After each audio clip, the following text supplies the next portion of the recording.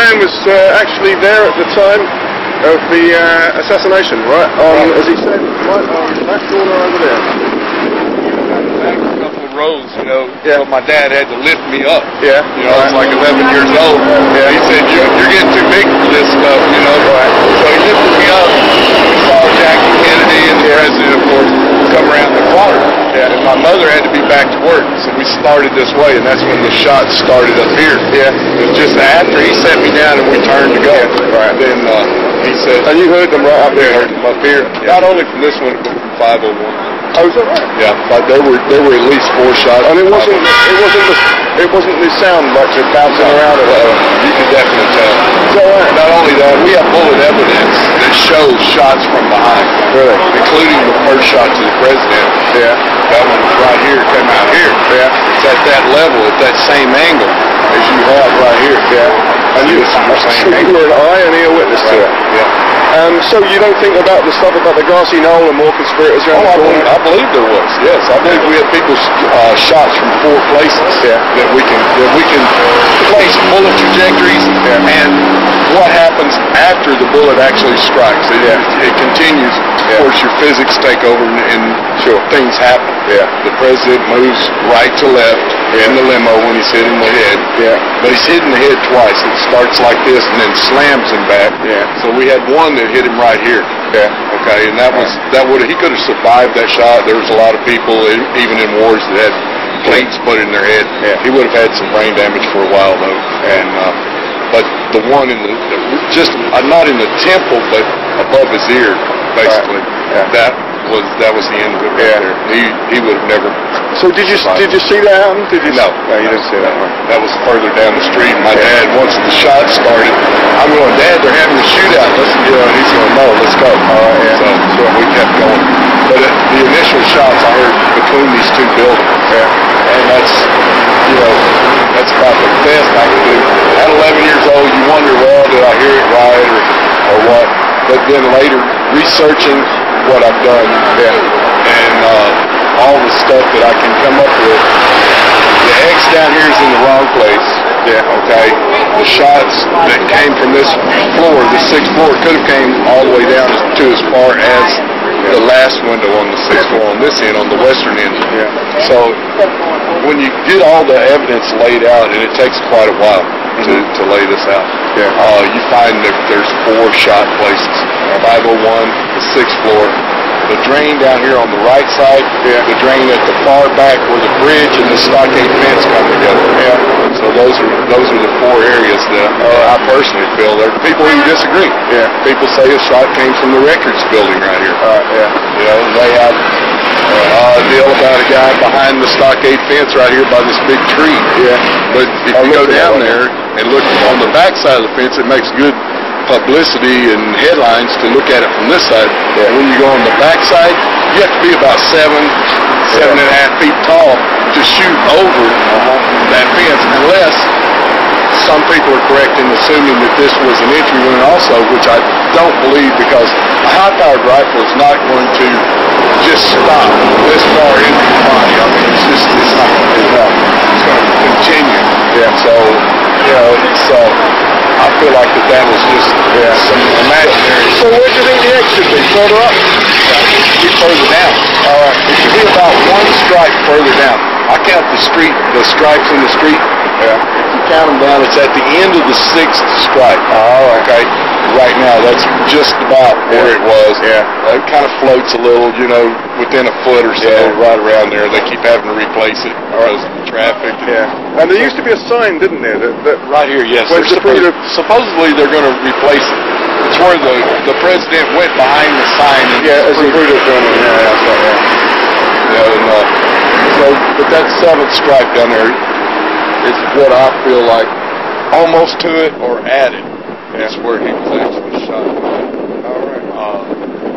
This stripe where it's at is the last place that you could work this window.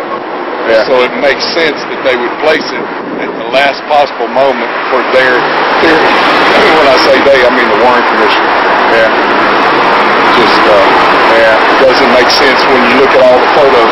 Have you seen that new the guy that's done that one with the computer animated stuff, and he said it could be done all from there, all the shots could be done, blah, blah, blah. Yes, but not by Lee Harvey Oswald. No. Oswald was positive for nitrates in his palms, which that's accounted for by workplace contamination. They use saltpeter to dry the boxes. Actually the ink, they spray it across, it's blown across the ink on the boxes to keep the boxes from sticking together. Okay, that saltpeter is nitrate, which if you take saltpeter, sulfur, and charcoal, chopped real finely and mixed, you have gunpowder.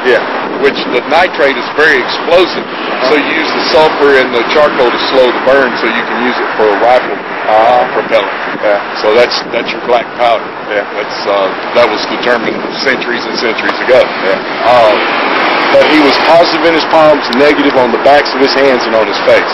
So evidently he had not fired a weapon that day. And that's basically what the police reports and sheriff's department reports say. You know, and Oswald would have been acquitted.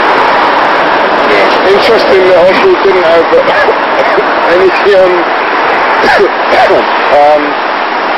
there were no police reports, were there, when he was being interviewed? The questioning, there are reports. There's some of them that haven't been declassified, I would say. The questioning, someone had to be taking notes on the questioning, and there would be notes and then so forth. Any statements, now they may have been destroyed by now, we don't know. We have no idea what's taking place. Wow. Yeah, it's we have 3 different rifles listed being found. We have 6.5 Mannlicher Carcano from Italy in possession of the government, different sections. And they each have the same measurements, the metal parts of the gun, the trigger center lines, from barrel tip to trigger center line to bolt face center line are all the same, but you have one with a sling and a scope, the other 2 without a sling, and the stocks are shorter. And they're different rifles. They're not the same rifles. We don't know, until all this is released. So you're sure that the Warren Commission was a whitewash? Oh yes, definitely. I mean, look at the magic bullet theory. Then look at the Zapruder family. Conley was hit twice. There's 2 shots. 2 separate shots hit Conley. He was hit the first time, his lapel blows out like this when the bullet exits. He starts spinning. Then another shot hits him in the wrist. That's when he drops his Stetson hat.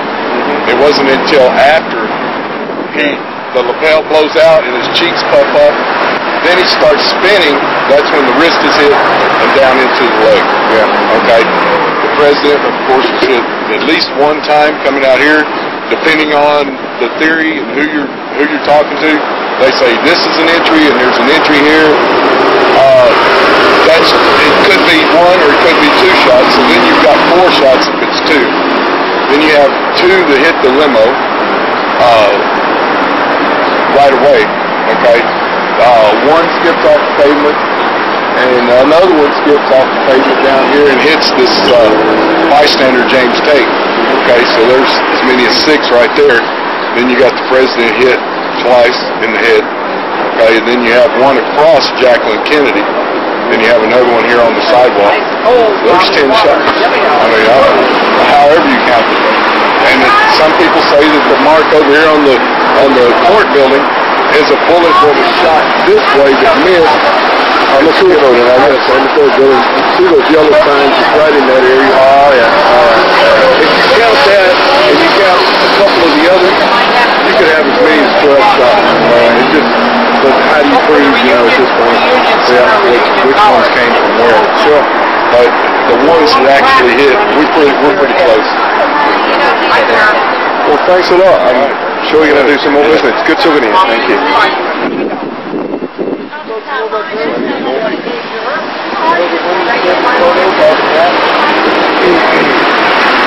So, there we have it. Mission accomplished. And I still don't know, frankly. I mean, there we are. Someone telling me that the X isn't the spot. And who knows? But I'm at a place of real significant history here. And there it is, the 6th floor book depository once more. Supposedly where John F. Kennedy was shot by Lee Harvey Oswald. November 22nd, 1963. So,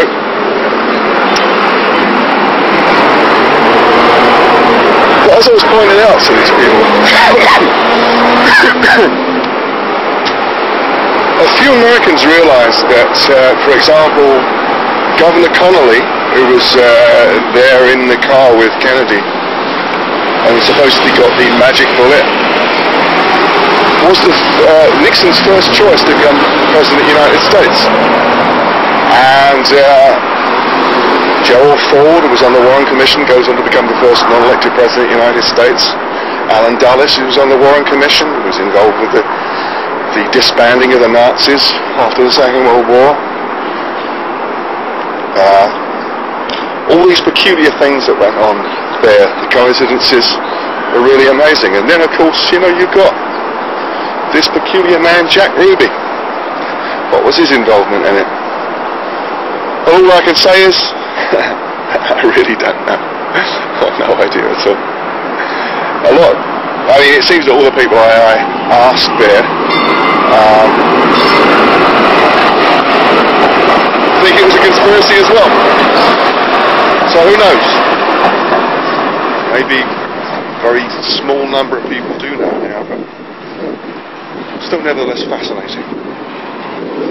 So this is Jack Lee reporting from Dallas, Texas, for my blog.